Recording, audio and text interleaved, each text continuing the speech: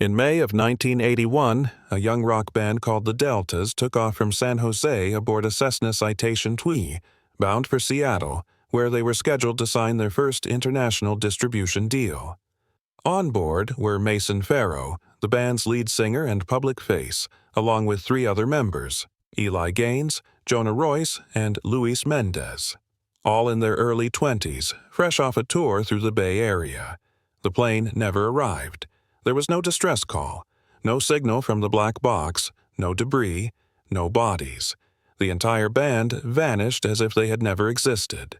For 19 years, the disappearance of the Deltas was filed away as an unsolved aviation incident, a quiet tragedy not unheard of in the era of private music charters. Until the year 2000, when the United States Navy, during a deep ocean tectonic mapping mission off the coast of Oregon, happened upon a downed aircraft resting nearly intact on the Pacific seabed. Inside that wreckage, not all of them were dead, and worse, some of them may never have been on that plane at all. At a depth of over 20,000 feet beneath the Pacific Ocean, roughly 125 miles off the coast of Oregon, a remotely operated submersible swept its lights across thick layers of black silt. The U.S. Navy team was conducting deep ocean tectonic surveys routine until something unexpected appeared on the monitor. The silhouette of a small private jet, landing gear extended, wings fractured but intact. Once coordinates were confirmed, a joint recovery operation was launched. Within 72 hours, forensic experts and civilian investigators arrived on site. The tail number read N742CP, a direct match with the Citation II that disappeared in 1981, carrying members of the Deltas. When the hatch was opened, the first shock wasn't the smell of death, it was the number of bodies inside. 4, not 5 as listed on the original flight manifest. 2 were identified almost immediately, Jonah Royce and Eli Gaines, under their real-life aliases. Their bodies were still strapped into their seats, but what horrified forensic teams was clear. Both had been shot at close range, one through the chest, the other through the neck. The plane had not crashed due to engine failure. There was no sign of fire or explosion. It had been intentionally brought down. The other 2 bodies were strangers, both dressed in fine Italian suits and silk ties. Neither matched the band's roster or flight crew. One bore a deep knife wound across the throat. The other's hands were bound with nylon rope. Neither carried identification. Mason Farrow's body was not there, nor was Luis Mendez's. The black box was missing. The cockpit wiring had been cut. All flight audio recordings essential in any aviation inquiry were gone. Within 24 hours of recovery, the FBI intervened. This was no longer an accident. This was a crime scene. On the afternoon of June 7, 2000, an FBI agent knocked on the third-floor apartment of Judith Farrow in Pasadena, California. She had just placed her hand on a teapot when the doorbell rang. Less than 60 seconds later, she was told that her son was still missing. But those who vanished with him had just been recovered, at the bottom of the ocean, shot, bound. Judith sat still for a long time as the agent showed her images from the recovery site. Not out of fear, but because the feeling she'd carried for 19 years had finally taken shape. "No, I never believed it was an accident," she said. "Not when Mason called me the night before." His voice sounded different. He said one thing. "Mom, keep that old sheet music for me, will you, in case I don't make it back?" She recalled how others dismissed it as poetic nerves, the kind of thing a sensitive artist says before a big opportunity. But Judith knew. Every time her son had been truly afraid, he sent signals. And this time, he had prepared for something. In FBI records, Judith had never been listed as a person of interest, a key witness, or even a relevant contact. But as the agents pulled away, an unmarked car appeared a few blocks down. The man inside wore a baseball cap and sunglasses, but Judith recognized the eyes. That night, she received a parcel. No return address. Inside, a worn, black notebook, its spine cracked. Only 3 handwritten lines. They didn't die in an accident. They weren't the only targets. Mason is still alive, if you stay silent. Pressed between the pages was a photograph, clearly taken in secret. A man with curly hair, in a gray shirt, standing before a steel gate in what looked like a South American compound, and it was Mason, no doubt. The photo had been taken after 1981. Judith stood frozen, her hand clutching the picture, but in her mind everything had shifted. If Mason was alive, who was holding him, and why was she the only one warned? 3 days after receiving the black notebook and the photo, Judith Farrow began to notice she was being watched. A man in leather shoes, brown-tinted glasses, and an unmarked shirt stood outside her coffee shop every morning. He didn't hide. He didn't avoid her gaze. On the 4th day, he sat at her table. No greeting, no pretense. "You're Mason Farrow's mother. If you want him to keep breathing, you'll come with me now. Don't bring anything." Judith looked him straight in the eye. Her only question, "Is he alive?" The man said simply, "He is, but he's working." They drove to an abandoned warehouse near San Pedro, close to the Los Angeles docks. It smelled of chemicals and mold. Inside, a Latina woman handed Judith a bottle of water and a single white pill. "Swallow it. You need to be stable before the flight." That's when Judith realized she no longer had a choice. When she woke up, she was in a small holding room, dim lights, concrete walls, a hallway outside with 3 armed guards. No one spoke to her, no one touched her, but she understood this wasn't a holding area. It was a message. 2 days later, a man named Edric Canvo entered. Tall, unshaven, voice oozing sarcasm. The kind that dared you to laugh, though no one ever did. "Do you know who your son is? He's money. He's a face. He's the reason hundreds of millions have flowed clean. His songs played in Peru, Colombia, Venezuela, not because they liked the music, but because it carried signals." He handed Judith a 1984 Spanish-language magazine. On the cover, Mason Farrow, under the name Mateo F., hailed as a healing voice of a new spiritual movement based in Bogotá. The article called him the soul channeler for a jungle-based sect. In truth, a front for trafficking drugs and weapons across the Andes. Then Edric smiled, sharp and thin. "You've got 2 choices. 1, you help us carry a little package to Colombia. 2, we send that photo of Mason lying in a ditch to the press." Judith didn't answer right away. She only asked, "Can I see him?" Edric nodded, but only after the job. Hours later, Judith was taken to a private airfield. There, she was forced to ingest 4 packets of heroin, sealed in latex, smuggled in her stomach, the same way the cartel moved all their human mules. If she died mid-flight, they'd walk away. If she made it, she'd earn a visit. No one spoke during the flight, but Judith spotted someone in line ahead of her.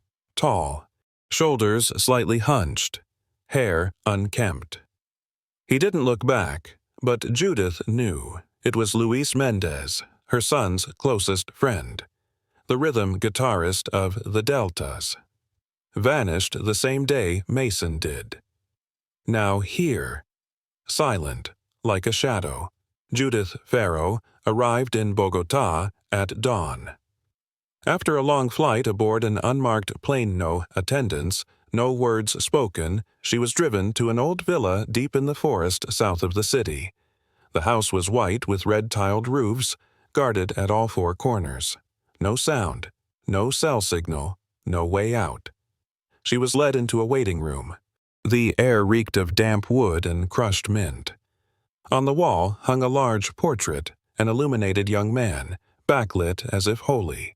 But Judith recognized that face immediately. It was Mason. The door behind her opened.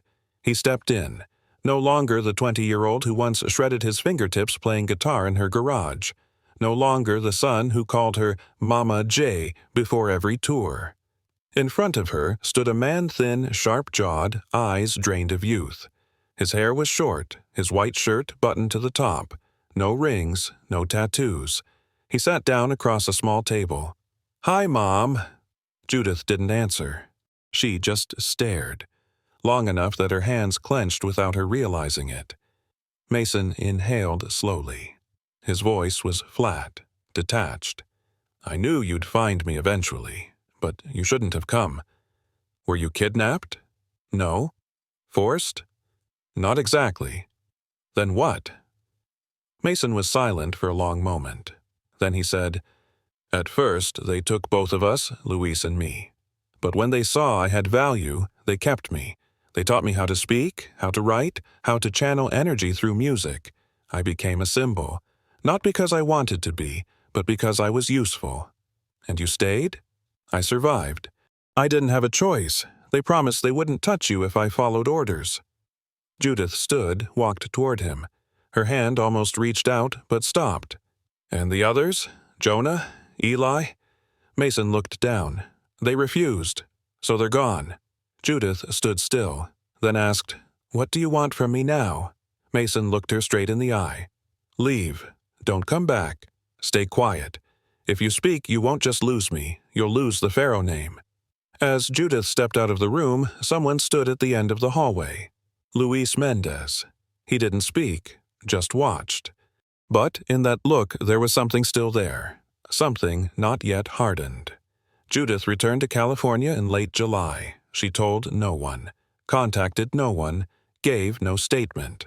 All she brought back was a drained body and a gaze that no longer clung to anything concrete. But what she didn't know was that from the moment she stepped off the plane at LAX, she was being watched. 3 days later, an FBI agent named Mara Delaney left her business card at Judith's door. She didn't knock, just slipped it under the mat. On the back, in handwriting, "I know you don't trust us. But if you want to save your son, don't stay silent." Judith still didn't respond, but exactly 1 week later, an anonymous transfer of $250,000 was made to a long-dormant bank account once belonging to a small label called Delray Pacific. The label, the Deltas had first signed with in 1979. The transfer was routed through a Bogotá bank, authorized by an offshore entity called Sierra Azul Trading Corp. The FBI traced it immediately. Sierra Azul had ties to a major international laundering network once investigated in the 1994 Cartel del Sol case, a file that had been shelved due to lack of witnesses. Digging deeper into the old ownership records of Delray Pacific, one name surfaced: Dennis Farrow, listed as founder. Stage alias D.F. Arrow, Mason's father. The Bureau tracked his last public records. In 1983, he retired from the music industry and moved to a private ranch near Yreka, California. No interviews, no appearances, no photos since. But in a 1985 internal memo from Wellsdale Bank, Dennis Farrow had personally signed off on a shipment of audio equipment worth over $800,000, sent to Ecuador. Mara Delaney called it a timestamp that shouldn't exist. Right then, Judith sent a letter to the FBI.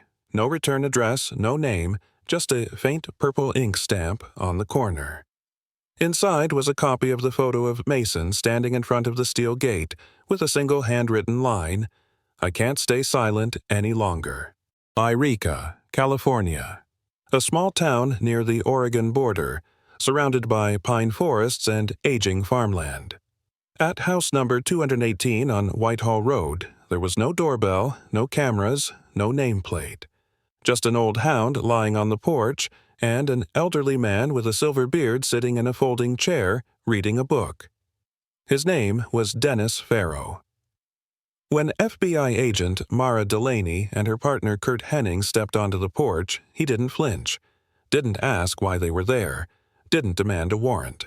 He simply closed his book and said, "I thought you'd come sooner." Delaney placed a folder on the wooden table. Inside were transfer records from Sierra Azul, documents from Delray Pacific, and a photo of Mason standing in front of the steel gate in Bogotá. "Do you know anything about this?" Dennis didn't even glance at the folder. "Yes, that's my son. Photo was taken around 1992. And you helped funnel money to the organization that's holding him?" "They're not holding him. They need him, and he needs them. Everything else is just the government's version of the story. So you admit to using your music label to ship equipment for an international smuggling network? Dennis shrugged. When people stopped listening to music, the equipment still had uses. Delaney stared at him. Your ex-wife nearly died swallowing heroin for a deal you helped create. For the first time, Dennis's eyes dimmed slightly. I didn't authorize that, but I don't control everything. It got out of hand after 1985 when the Colombians realized Mason could sell belief. Delaney asked slowly, "Is Mason a victim or a collaborator?" Dennis didn't answer immediately. He lit a cigarette, inhaled deeply. Both. At first, a victim, then a survivor. Then he added, "But if you think Mason is the scariest part of this story, you haven't met the man named Edric Canvo." As they walked back to the car, Delaney said to Hennings, "He knows everything, but he believes the world runs on two things, money and motive. Laws don't factor in." Hennings asked, "So what do we do with him?" Delaney didn't turn around. "We don't need him. We need the one pulling his strings." On September High, Haitinian, when the FBI conducted their first raid on a known Sierra Azul Trading Corp transit hub outside Miami, they found nothing. No files, no personnel, no equipment. Everything had been cleared out just hours before. The warehouse was still warm from the generators. Cameras had been removed.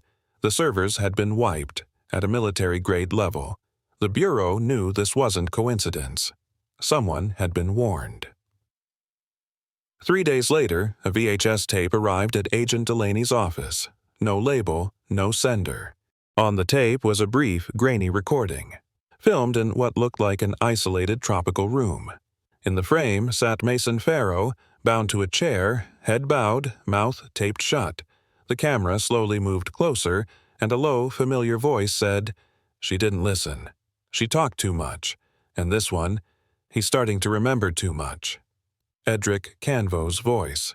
Then the tape cut to black. There was no longer any doubt. Mason had lost control. On September Mipane, Judith Farrow held a small press conference in Pasadena, flanked by an independent human rights attorney. For the first time, she spoke publicly. "My son didn't die in a plane crash in 1981. He was kept, used, by an international money laundering operation disguised as art and faith. I've seen him. He's alive, and I won't stay silent anymore." At first, the media was skeptical. Some outlets called it the desperate claim of a grieving mother unwilling to let go. But by the third day, when Judith released the original photo of Mason in Bogotá, alongside bank transfer records from Sierra Azul and documents bearing Dennis Farrow's signature, everything began to shift. The FBI was forced to confirm they were now expanding the investigation into a multinational coalition operating under cultural and spiritual fronts, with financial networks stretching from California to Bogotá to Spain. And from a woman once dismissed as irrelevant, Judith Farrow had become a key witness and a primary target. As the investigation expanded, the FBI collected 27 cassette tapes and 9 vinyl records from independent music shops in Los Angeles, New York, Barcelona, and Lima.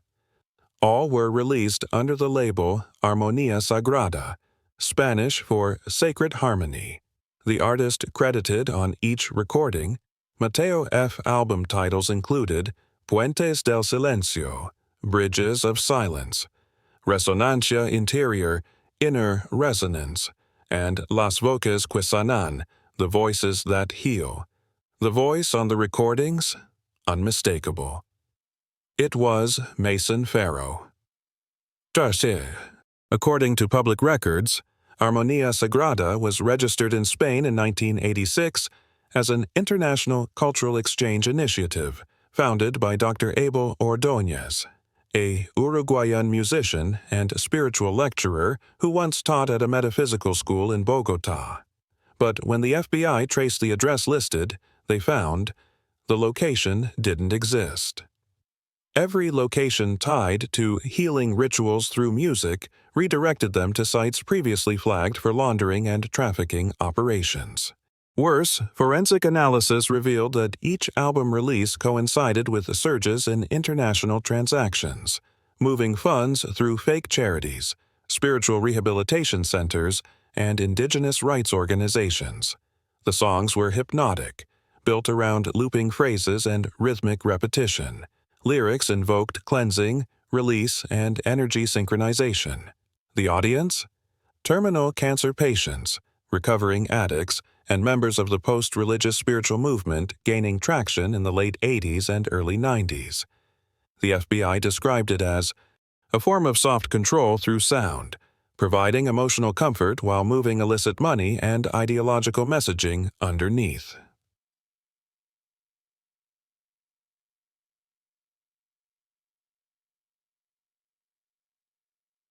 Die.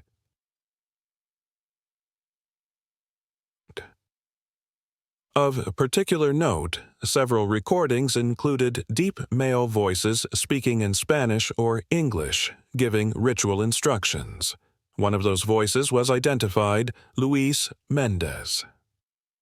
He wasn't just playing guitar anymore, he was leading ceremonies. By late October, Agent Delaney received a translated copy of a small booklet printed in Peru, distributed to new members of Armonía Sagrada. On the opening page, a message in English read, "Listen with your soul, not your ears. We do not sing to be famous. We sing to bring souls home." Signed, Mason Farrow. In November 2000, after nearly 6 months of investigation, the FBI launched Operation Armonía, a multinational crackdown coordinated with Interpol, Colombian authorities, and Spanish police to dismantle the network behind Armonía Sagrada. International arrest warrants were issued for 9 primary suspects, including Edric Canvo, Luis Mendez, and 3 spiritual healing chapter leaders across Europe. At 4:00 a.m., the agents surrounded the organization's known safe house on the outskirts of Barcelona. There was no resistance. When the tactical team entered, they found documents, sound equipment, and financial records, but no people. Every key figure had vanished exactly 6 hours before the operation began. Someone had tipped them off. In the U.S., a simultaneous raid took place at an apartment in Oakland, believed to be hiding Mason. But when the team broke in, all they found was an old microphone, a childhood photo of Mason and his mother, and an unmarked cassette tape. On the tape, Mason's voice, calm and low, said, "I don't trust either side anymore. I just want silence," for the first time in 20 years. Mason Farrow had disappeared again. 3 days later, while major newspapers plastered Edric Canvo's face under "Wanted" headlines, Judith Farrow appeared live on CBS's 60 Minutes. No makeup, no dramatics. She looked directly into the camera and said, "I don't need the FBI to protect me. I need them to protect my son. They've tracked a network for 20 years but never asked. Why are artists the perfect vehicles for moving belief, money, and power? My son is no saint. He's a hostage in a world that used his voice like a chain." She placed 2 items on the table, the original black notebook she had received, and the photo of Mason standing at the steel gate. Both were shown in close-up, broadcast across the country.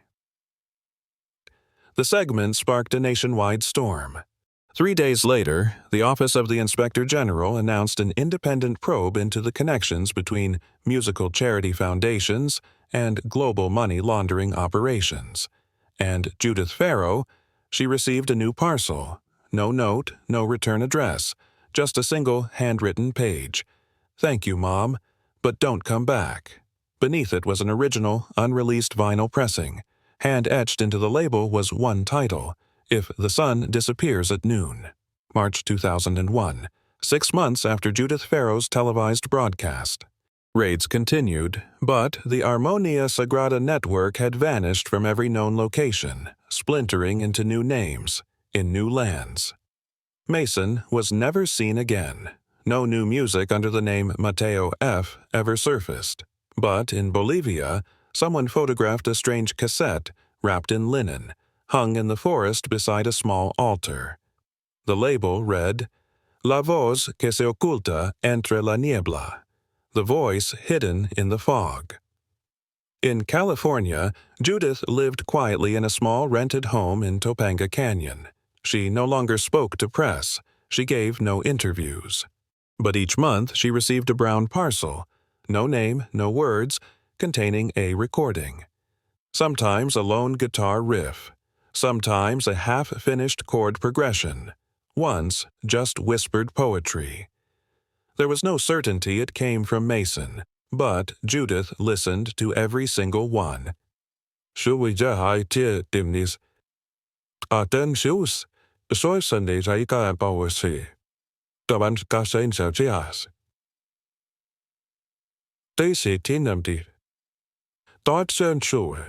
Luis Mendez was arrested in Lima in August 2002 during a vocal meditation session hosted by a holistic wellness retreat. He didn't resist. His first words to police were, "You're late, it's all become a song already." Luis was extradited to the U.S., where the court found him guilty of organizing unauthorized spiritual ceremonies and aiding cross-border money laundering. But he was not sentenced to life. Because during his hearings, dozens of people, patients, former followers, even journalists, testified, "We believe he genuinely thought he was healing people." Dennis Farrow died in 2004 quietly. Only 3 people attended his funeral: a minister, an old legal aide, and an unknown woman who left a handwritten sheet of music on his grave. It read, "Let him die like those who once believed in sound." Judith Farrow never wrote a memoir, never published a book, never took royalties from the documentaries made by others. But at a local public radio station, staff recall an elderly woman who would check out vinyl records, always instrumentals, and write in the margins, to hear something the world had stolen. No one knows for certain if Mason is still alive. Only this is certain: his music is no longer sold. It is left behind like a message. And in a world where belief can be packaged, broadcast, sold, and laundered through song, sometimes the one who walks away is the last ever left.